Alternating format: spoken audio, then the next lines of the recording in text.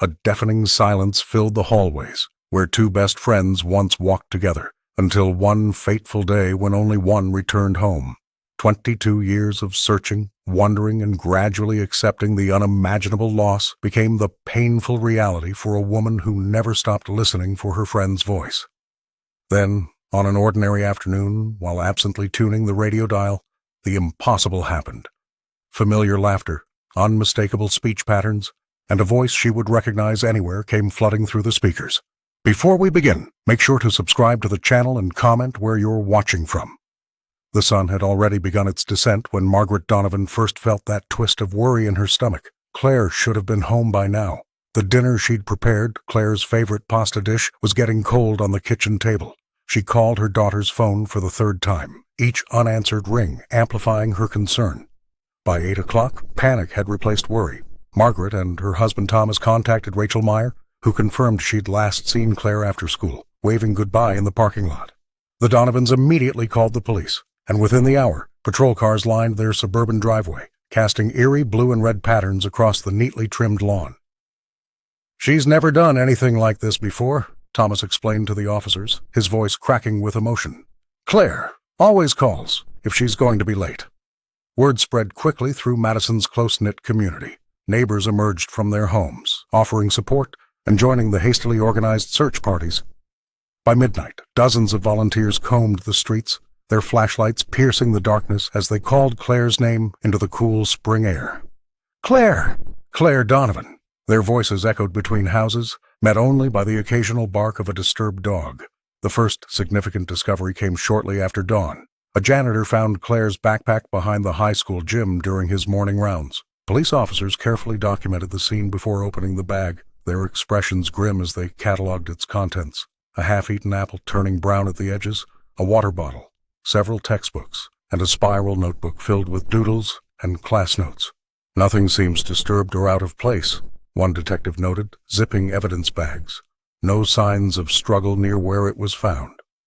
Rachel arrived at the Donovan home, her eyes red-rimmed from crying and lack of sleep. "We were just talking about normal stuff," she explained to the detective interviewing her. "Weekend plans, homework, everything was fine when we said goodbye." As morning progressed, the reality settled over Madison like a heavy fog. Posters with Claire's smiling face appeared on telephone poles and storefront windows. Local news crews set up outside the high school, interviewing classmates who spoke in hushed, shocked tones. Parents held their children closer. Teachers struggled to maintain normalcy in classrooms with empty seats. The community that had always prided itself on safety now faced the unthinkable. A 17-year-old girl had vanished without a trace, leaving nothing but a backpack and unanswered questions. For the Donovans and Rachel, time seemed to stop, each minute stretching painfully as they waited for news. Any news about Claire? The Madison Police Department descended on the high school by 7 o'clock the next morning. Detective Sarah Wilkins set up a makeshift interview station in the guidance counselor's office, a space that quickly felt too small for the weight of what was happening. One by one, students filed in, their faces drawn with worry and confusion as they recounted their last memories of Claire Donovan. "I saw her at her locker after the final bell," said one sophomore, fidgeting with her bracelet. "She seemed normal, laughing about something in her chemistry textbook." Rachel Meyer sat rigid in her chair when her turn came, hands clasped so tightly her knuckles turned white. "We walked out together," she explained, her voice barely above a whisper. "I had debate team practice, and Claire said she needed to finish a sketch for art class. That's why we split up at the parking lot." The detectives mapped Claire's movements through the school hallways, tracing her path from her last class to the side entrance near the bicycle racks. Security cameras had captured her walking alone, backpack slung over one shoulder, sketchbook tucked under her arm, but the footage ended at the building's exit. By mid-afternoon, as the investigation intensified, a breakthrough emerged from an unexpected source. Harold Jenkins, a custodian who had worked at the school for 23 years, approached the officers with hesitation in his step.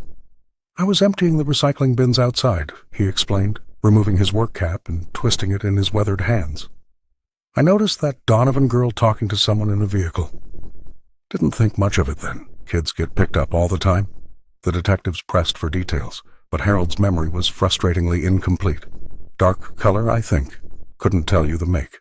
Just remember the driver had this baseball cap pulled down real low. Couldn't see their face proper. The custodian's account became the focal point of the investigation, a fragile thread in an increasingly complex web.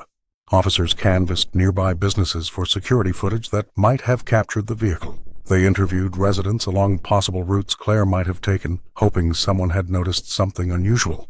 Rachel found herself returning to the bike racks after school, staring at the spot where her friend was last seen, as if the concrete might reveal some secret she had missed. She wouldn't just get into a stranger's car, she insisted to Detective Wilkins. Claire was careful about that kind of thing. But as days passed with no further leads, the shadow of doubt grew longer. The baseball cap, the anonymous vehicle, the last conversation no one overheard. These became the haunting details of Claire's disappearance, whispered in hallways and dissected in police briefings. It wasn't much to go on, but it was all they had. The search intensified as the Madison Police Department brought in specialized K-9 units from neighboring counties. The German Shepherds, trained specifically for tracking missing persons, picked up Claire Donovan's scent almost immediately. They led officers through a narrow wooded path that students often used as a shortcut between the high school and the eastern neighborhoods. The dogs were confident at first, explained Officer Martinez to the gathered search volunteers. They followed her trail through these woods like they were on a mission. But then something strange happened. At the edge of Maple Street, where the trees gave way to pavement, the dogs became confused. They circled, whined, and eventually sat down, the universal signal that they had lost the trail.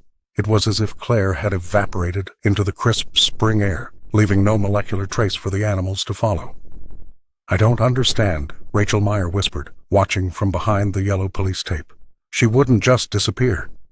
Something happened to her." Her voice cracked as she clutched Claire's favorite bracelet, which she had borrowed just days before. Within 48 hours, the Donovan family's living room transformed into an impromptu command center. Volunteers printed thousands of flyers featuring Claire's most recent school photo, her auburn hair falling just past her shoulders, green eyes bright with promise, and that characteristic half-smile that Rachel knew so well. These posters soon covered every surface in Madison, taped to bus stop shelters, hung in restaurant windows, pinned to community boards and grocery stores. The local news station interviewed Rachel on the third day. Standing in front of the high school, she fought to maintain composure as the camera rolled. "Claire is my best friend," she said, using present tense deliberately. "She loves art and music and has the kindest heart of anyone I know. If you've seen her, please call the number on your screen. Her family needs her. I need her." The reporter asked what message Rachel would send directly to Claire if she could. "Just come home," Rachel answered, tears finally spilling over. "Whatever it is, we can figure it out together.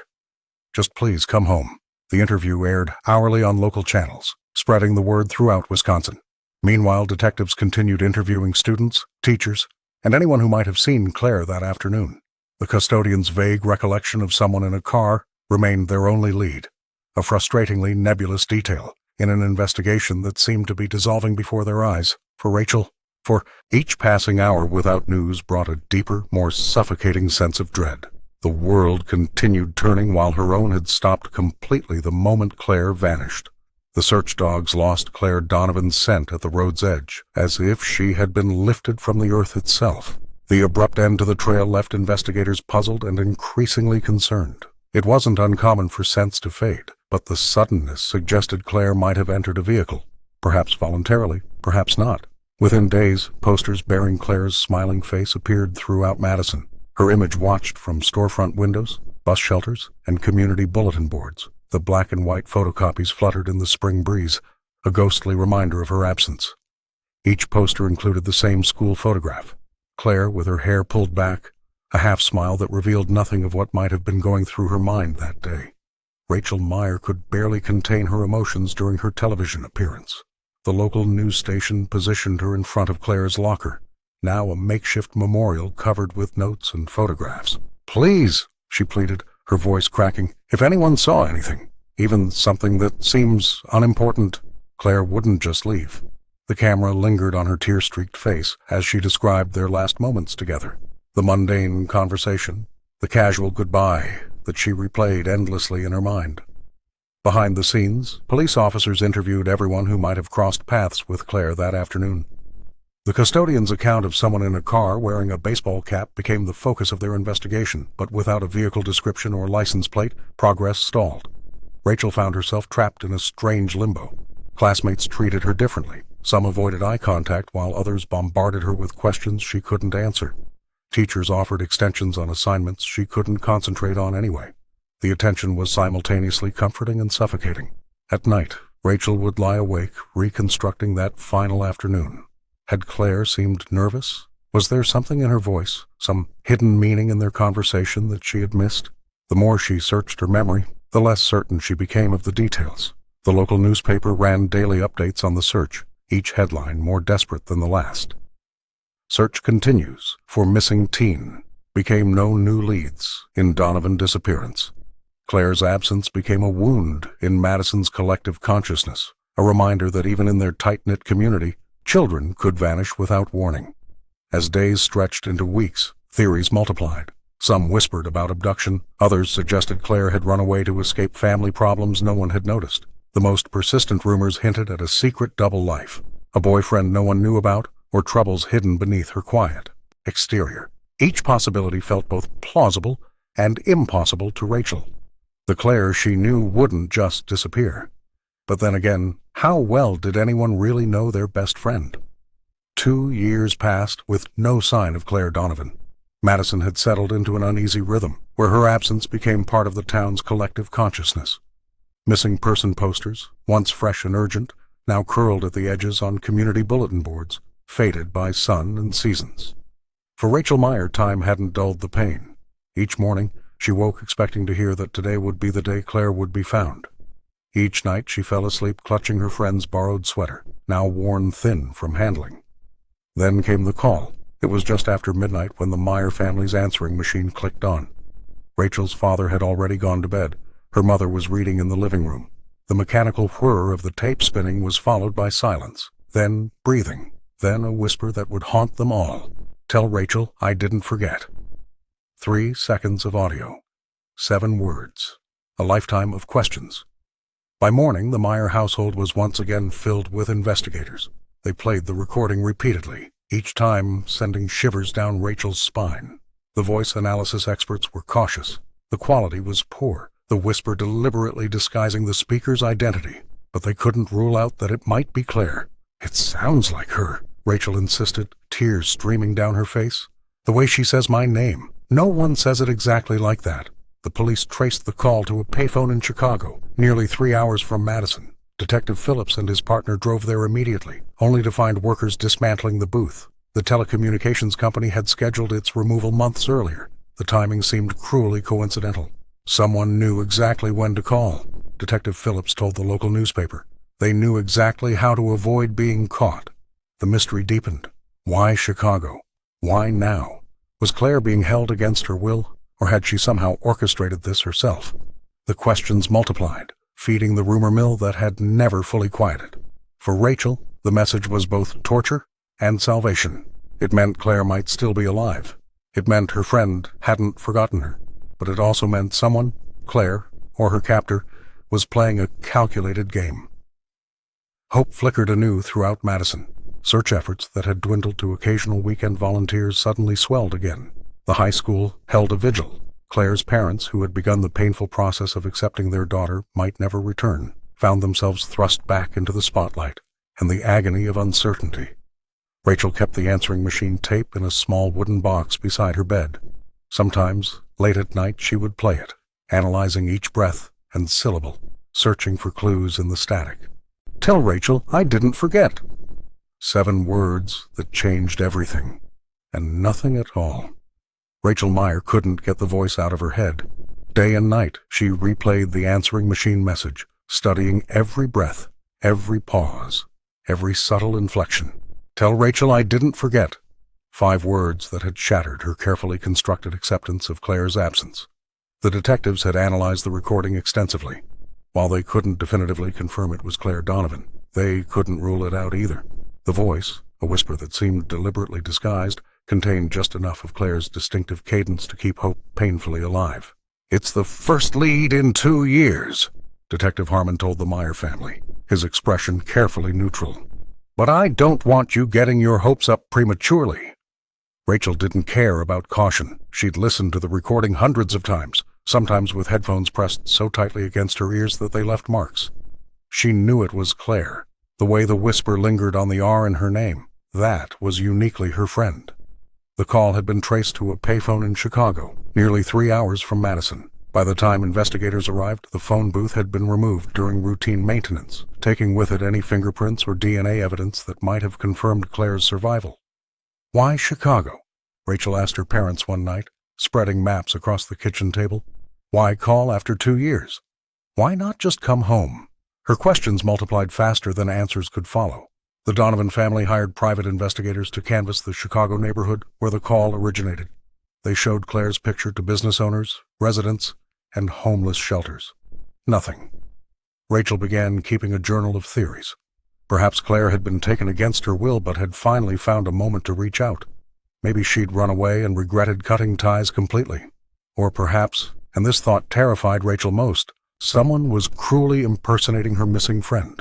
The Myers phone rang constantly for weeks afterward. Reporters seeking statements, psychics offering services, strangers claiming sightings. Each call made Rachel's heart race, thinking it might be Claire again. It never was. At night, Rachel would lie awake, replaying their last conversation in the school parking lot. "See you tomorrow," Claire had said, adjusting the strap of her backpack. Such ordinary words to become the last ones Rachel would hear from her friend, until that whispered message arrived like a ghost breaking through the static. The trail went cold again. Detectives filed the recording as evidence in the ongoing investigation, but without new leads, the case stalled once more. For Rachel, though, everything had changed. Claire wasn't just missing anymore. She was out there somewhere, remembering, perhaps reaching out. The possibility was both comfort and torment, closure forever just beyond reach. 6 years had passed since Claire Donovan's disappearance, and the case had grown cold. Rachel Meyer had graduated college and returned to Madison, unable to leave behind the city where her best friend had vanished. The pain had dulled to a persistent ache, flaring only when she passed their old high school or spotted someone with Claire's distinctive walk. Then came the call that changed everything. A journalist named Thomas Reeves contacted Rachel about similarities he'd discovered between Claire's case and another disappearance in Minnesota. The missing girl, Amber Lawson, had vanished in 2005 under eerily similar circumstances. Last seen leaving her high school, creative, kept sketchbooks, and disappeared without a trace. "I don't want to give you false hope," Thomas said when they met at a small diner near Rachel's apartment. "But the parallels are striking." He spread photographs across the table. Amber's artwork beside photocopies of Claire's sketches that Rachel had provided years ago to investigators. The stylistic similarities were undeniable. Rachel felt her heart racing. "What else connects them?" she asked, afraid to hope, yet unable to stop herself. The journalist hesitated before sliding a worn copy of an arts magazine across the table. "Both girls subscribe to this. It's called Periphery. Underground, mail order only." When Rachel contacted Amber's parents, they confirmed the subscription. The two families exchanged notes, photographs, and theories over lengthy phone calls. Both girls had received issues of the magazine in the months before disappearing. Both had marked similar articles about nomadic artists and alternative communities. Rachel brought this information to the detective who had originally handled Claire's case.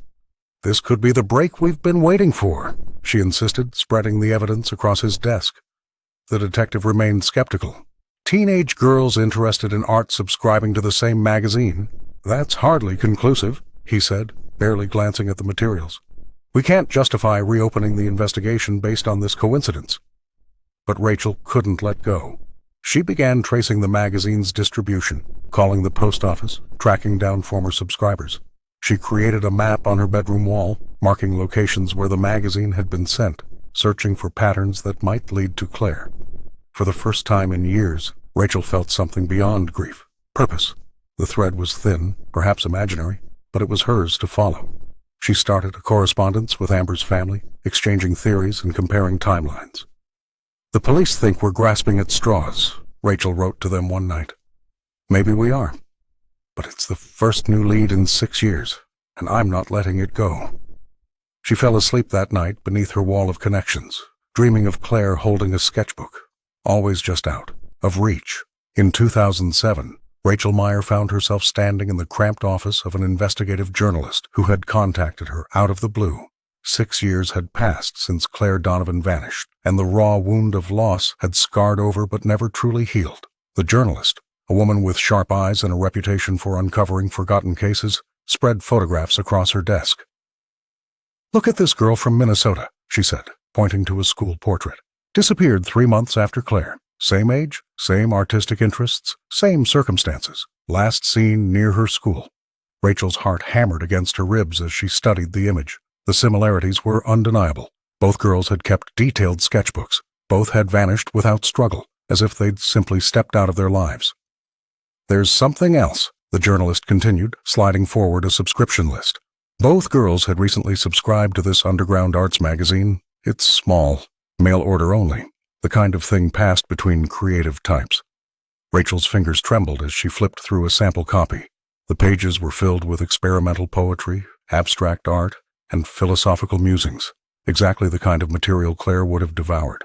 When she called the Minnesota family that evening, their conversation lasted hours. They exchanged details the police reports had deemed insignificant: how both girls had started wearing different clothes in the months before disappearing, how they'd mentioned feeling misunderstood, how they'd begun corresponding with people their friends didn't know. "The police think we're grasping at straws," the mother said, her voice crackling over the line. "They say it's coincidence." But Rachel couldn't accept that explanation. She requested copies of the girls' sketches, and when they arrived, she spread them across her apartment floor alongside Claire's old artwork. The styles were different, but certain motifs appeared in both: winding roads, fences, horizons stretching into nowhere.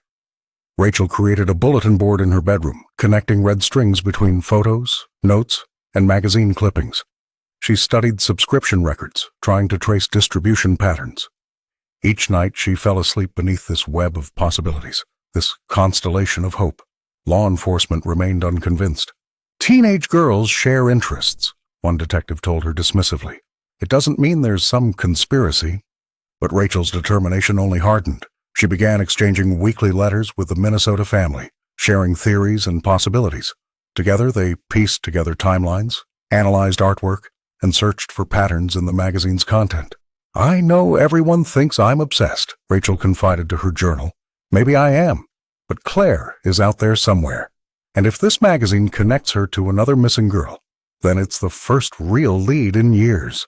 I won't stop until I understand what happened, even if I have to follow this thread all by myself." The summer garage sale season in Madison always brought treasure hunters out in droves. Among them was Elaine Whitaker, a retired art teacher who couldn't resist rummaging through boxes of discarded art supplies. At the Petersons' yard sale, she spotted a weathered cardboard box labeled simply ART in faded marker. $10 for the whole box, Mrs. Peterson said, barely glancing up from her romance novel. "Found it in a storage unit my husband bought at auction last month." Elaine paid without haggling and took her find home.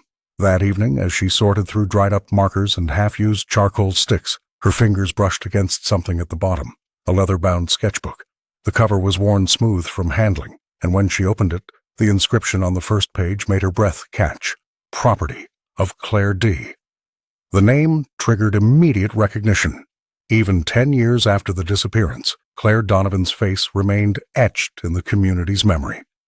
Elaine flipped through the pages with trembling hands.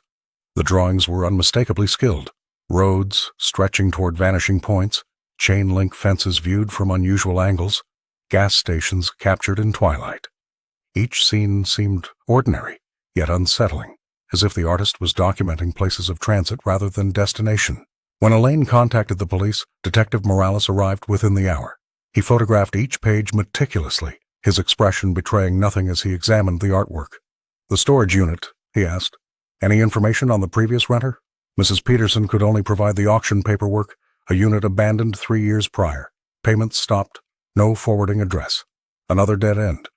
Rachel Meyer received the call while grading papers in her apartment. The news sent her racing across town to the police station, where she identified the artwork immediately. "That's her style," Rachel whispered, tracing her finger above the page without touching it. "The way she draws perspective. No one else does it quite like this." The sketchbook became another piece in the puzzle that had consumed her for a decade. Rachel studied each drawing obsessively, wondering if they were places Claire had visited or perhaps intended to visit.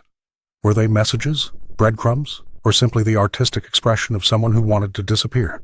The discovery reinvigorated the investigation but also deepened the mystery. How had Claire's sketchbook ended up in an abandoned storage unit? The drawings were dated after her disappearance, confirming she had survived, at least for a time. But the trail from artist to storage unit to garage sale seemed deliberately obscured, as if Claire had crafted her absence as carefully as her art.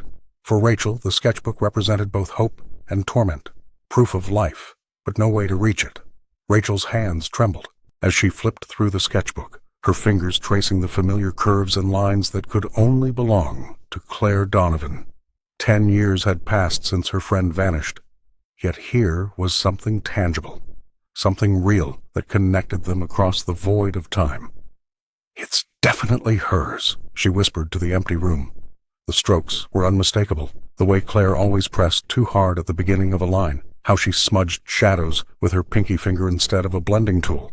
These weren't just drawings. They were Claire's voice, speaking through graphite and paper. The images themselves were cryptic.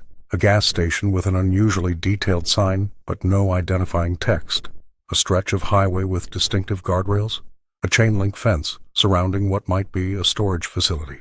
Each drawing captured ordinary scenes from peculiar angles, as if the artist was viewing the world from a position of concealment. Rachel spread the pages across her living room floor, arranging them in different configurations. Were these random sketches, or was Claire leaving breadcrumbs? She studied a drawing of a roadside diner with a distinctive neon sign. The perspective was from across the street, partially obscured by what looked like a car window. Had Claire been there? Was she documenting her journey?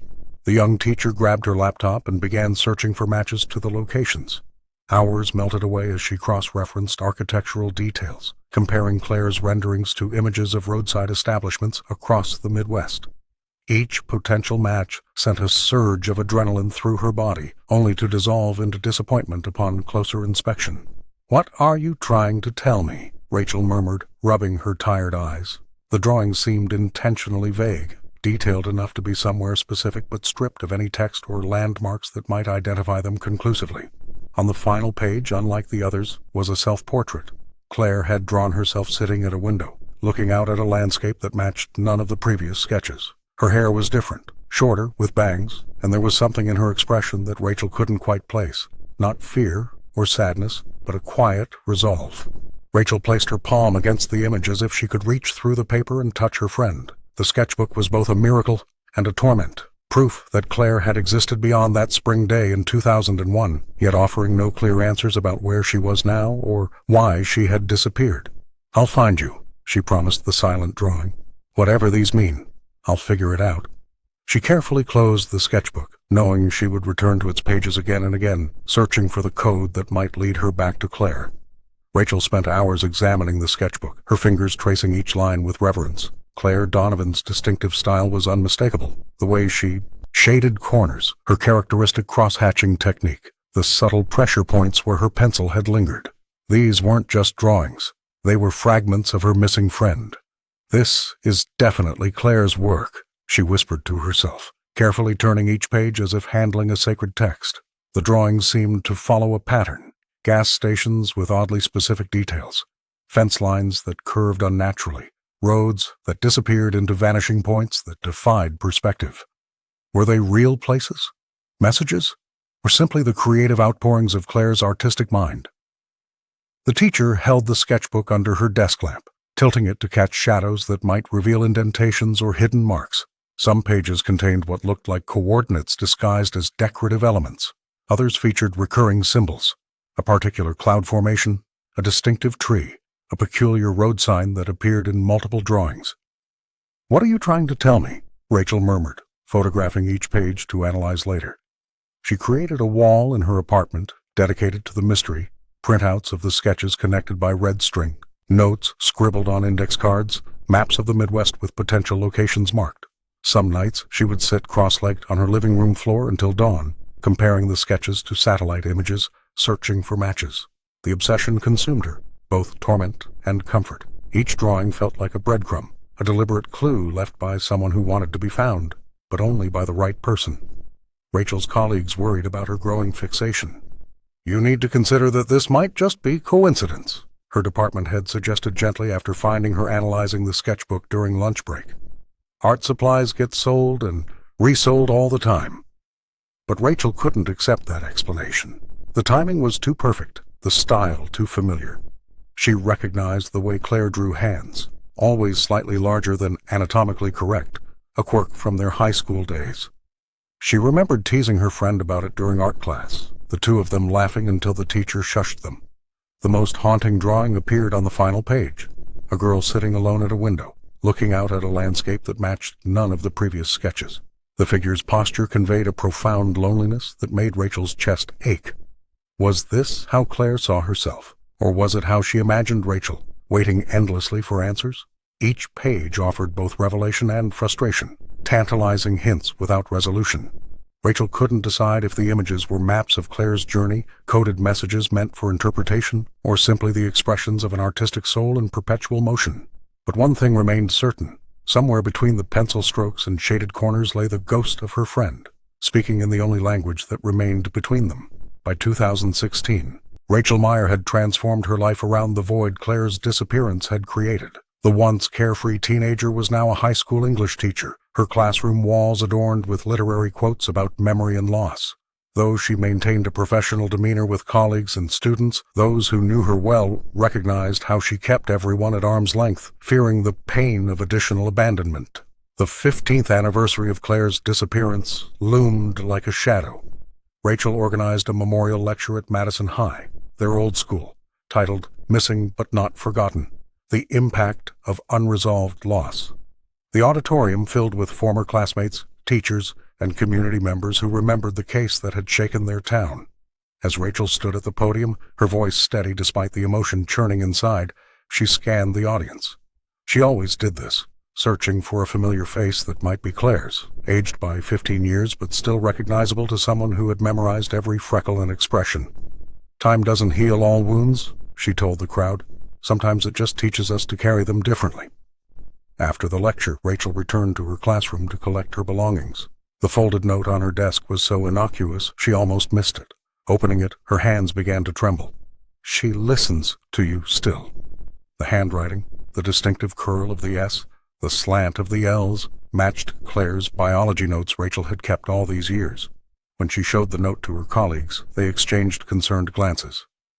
"It's probably just some student playing a cruel prank," suggested the history teacher. "They know your story." But Rachel knew better. The timing, the handwriting, the intimate phrasing. It was Claire. It had to be. In the weeks that followed, Rachel found herself driving past the Donovans' old house, now occupied by a young family with no connection to the past. She visited the wooded shortcut where the search dogs had lost Claire's scent. She even sat for hours in diners where they used to share milkshakes, watching every customer who entered. The note became her most precious possession. She kept it in a small plastic sleeve, taking it out at night to study the curves of the letters, searching for hidden meanings. While others saw her behavior as unhealthy obsession, Rachel felt more alive than she had in years. "She's out there," Rachel whispered to herself each night, "and somehow she's still watching." Her apartment walls slowly transformed into an investigation board. Photos, timelines, and theories connecting 15 years of possible sightings and messages. Rachel's world had narrowed to a single purpose: finding the friend who, despite all evidence, she now believed had never truly left her behind. Rachel's obsession with Claire's disappearance had become the defining feature of her life. 22 years had passed since that spring afternoon when Rachel Meyer had waved goodbye to her best friend in the high school parking lot, yet the mystery continued to consume her thoughts. The note left on her desk during the memorial lecture, "She listens to you still," had only intensified her conviction that Claire Donovan was somehow still present in her life. In her apartment, Rachel had created what her few remaining friends called her investigation wall. Newspaper clippings, photographs, and copies of Claire's sketches covered an entire section of her living room. The sketchbook found in that storage locker had become her most treasured possession. She would trace her fingers over the drawings of roads, fences, and gas stations, convinced they contained messages only she could decipher. "There's a pattern here," she would tell anyone who would listen, though fewer people did these days. Most had gently suggested therapy, moving on, finding closure without answers. But Rachel wouldn't let go. She began revisiting places from their shared past. The wooded shortcut where the search dogs had lost Claire's scent. The bike racks where the custodian had seen her talking to someone in a car. Even the old underground arts magazine office that had connected Claire's case to the Minnesota disappearance. Each location felt charged with possibility, as if Claire might suddenly materialize if Rachel just looked hard enough. At night, Rachel would drive aimlessly through Madison, her eyes scanning faces and passing cars, searching for a woman who would now be in her late 30s. Sometimes she thought she caught glimpses, a profile at a stoplight, a silhouette in a cafe window, but they always dissolved upon closer inspection. The high school teacher had become increasingly isolated. Romantic relationships inevitably crumbled under the weight of her preoccupation. "You're in love with a ghost," her last boyfriend had said before walking out. Perhaps he was right. The note had become her talisman, carefully preserved in a plastic sleeve, the handwriting analyzed against Claire's old biology notes until Rachel had memorized every curve and dot. "I know you're out there," Rachel would whisper to the empty room some nights. "I know you're watching. Why won't you just come home?" Her colleagues worried, her students whispered, but Rachel couldn't stop. The possibility that Claire was alive, leaving breadcrumbs across the years, had become the only truth that mattered. Every mysterious occurrence, every unexplained coincidence, Rachel filtered it all through the lens of her missing friend, searching for the next clue in their unfinished story. Rachel's knuckles turned white as she gripped the steering wheel. Her car swerved dangerously close to the shoulder before she regained control, heart hammering against her ribs. The radio host continued speaking, but Rachel could no longer process his words. All she could hear was the echo of that voice, that unmistakable voice, reverberating through her mind. Pulling onto a side street, Rachel Meyer killed the engine with trembling hands. 22 years of searching, hoping, and grieving. And now this? The caller had identified herself only as Lena, but Rachel knew better. The distinctive way she stretched her vowels, the slight rasp at the end of sentences. It was Claire. Older, certainly, but the essence remained unchanged. When I was 17, I walked away from the person who knew me best. I don't think she ever forgave me. Rachel replayed the words over and over, dissecting each syllable. Claire Donovan had been 17 when she vanished without a trace. This couldn't be coincidence. This was a message meant for her. Sleep eluded Rachel that night. She paced her small apartment, surrounded by case files and newspaper clippings she'd collected over the decades, the physical manifestation of her obsession. By dawn, her determination had crystallized into action. The moment the clock struck 9, Rachel dialed the radio station. The receptionist transferred her call twice before she reached a producer who'd worked on last night's show. "That caller, Lena. I need to know how to reach her," Rachel said, her voice cracking with urgency. "I'm sorry, ma'am, but we can't share personal information about our callers," the producer replied. "Please," Rachel begged. "This might be my missing friend." She'd disappeared 22 years ago. Something in her desperation must have resonated. After a lengthy pause, the producer sighed. "Look, I shouldn't tell you this, but the call came from a prepaid cell phone. Our system logs the general location. It pinged off a tower near Milwaukee. Milwaukee, just 2 hours away. After years of chasing ghosts across states, Claire might have been practically next door all along. Can you tell me anything else?" "Anything at all?" Rachel pressed. The call lasted 3 minutes and 12 seconds. She sounded, I don't know, hesitant, like she almost hung up several times before speaking. The producer paused. "I hope you find your friend." Rachel thanked him and ended the call, already mapping the quickest route to Milwaukee in her mind. For the first time in decades, she had something concrete, not just a vague sighting or an ambiguous note, but Claire's actual voice, transmitted through radio waves like a message from a parallel life, 2 hours away.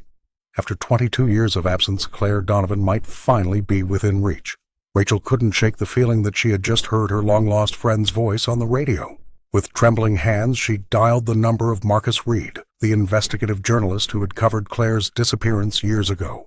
Though skeptical at first, Marcus agreed to meet her at a small diner near the high school where she now taught. "I know it sounds crazy," Rachel said, fidgeting with her coffee cup.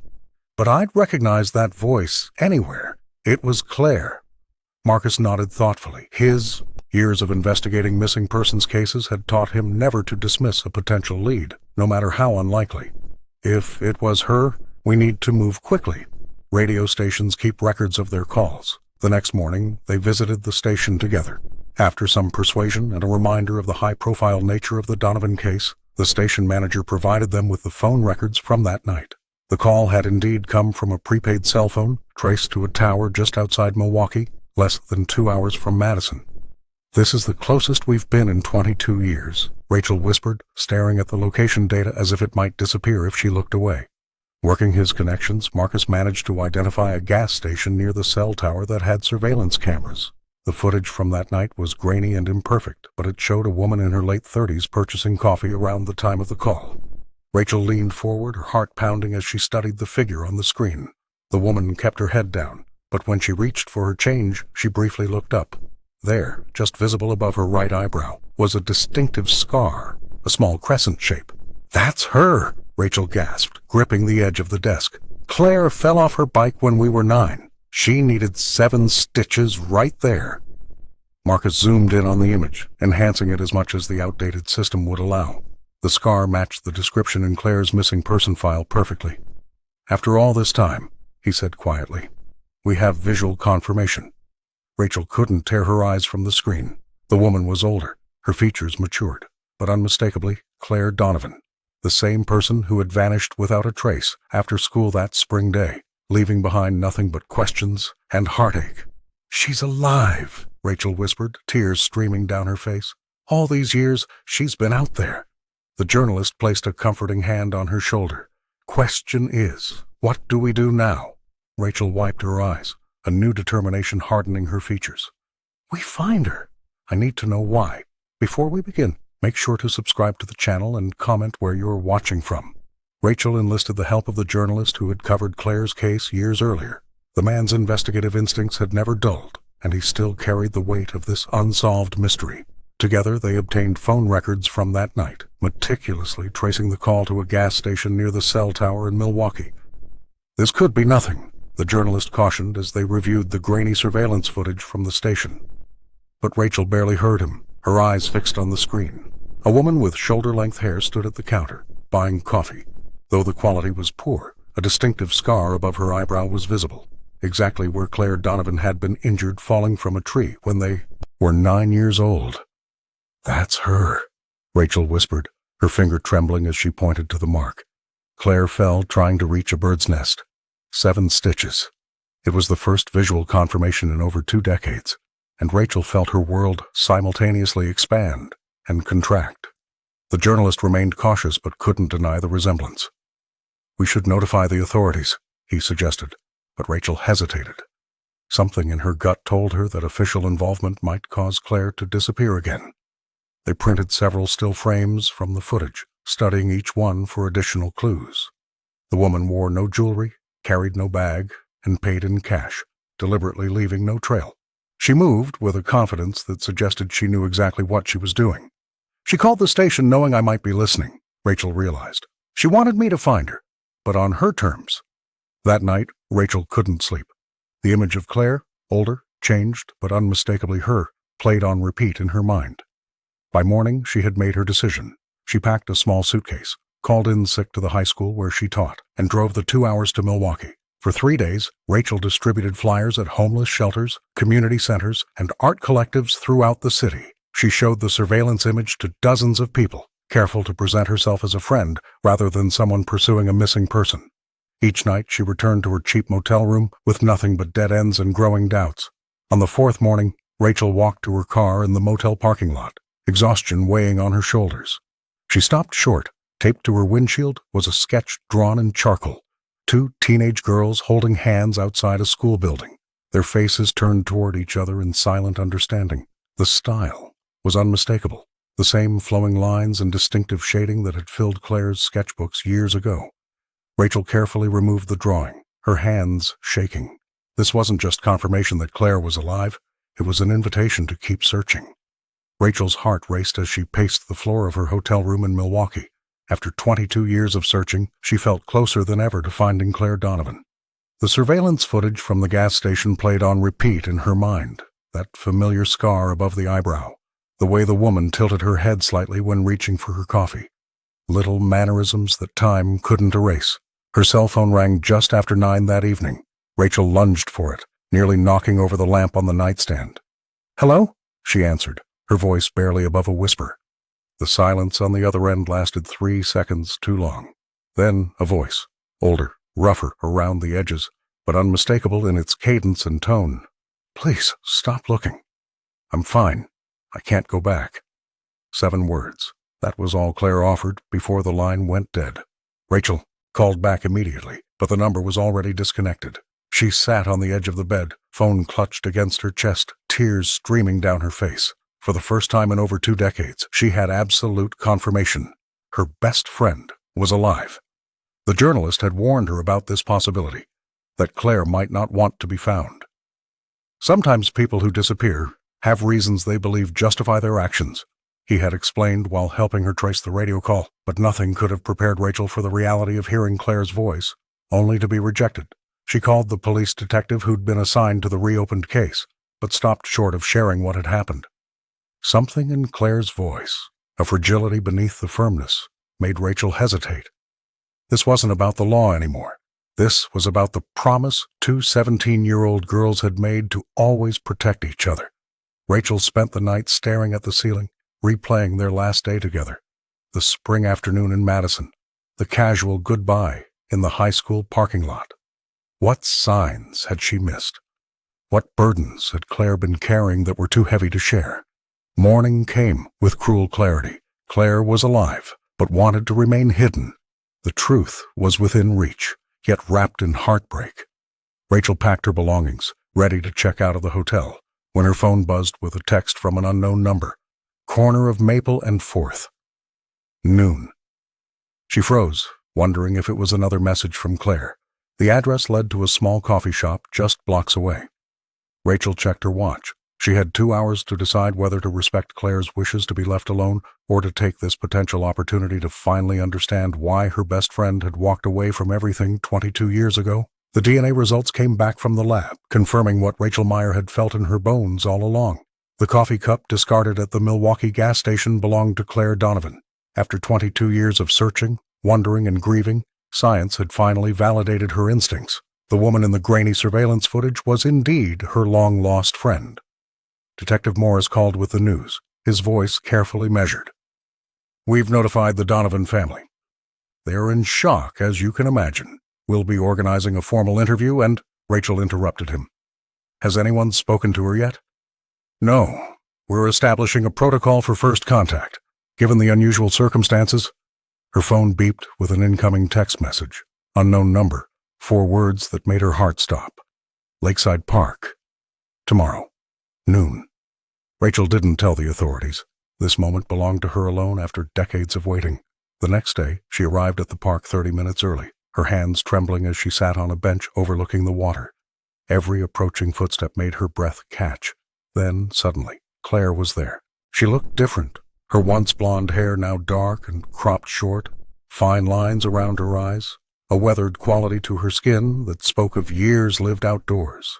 But her eyes were unmistakable, that same intense blue that had always seemed to see right through people. "You shouldn't have looked for me," Claire said, sitting beside Rachel but keeping distance between them. "How could I not?" Rachel whispered, fighting the urge to reach out and touch her friend, to verify she was real. Claire gazed across the lake. "I never meant to hurt you." But I couldn't breathe in that life anymore. The story unfolded between them like pages of a book, long kept closed. Claire described feeling trapped in Madison, suffocated by expectations and unable to voice her desperation. That afternoon after school, a chance encounter with a traveling artist had offered an escape route. She had taken it without looking back. "I fell in with a community of drifters at first," she explained. "Then artists, musicians. I've lived in 12 different states.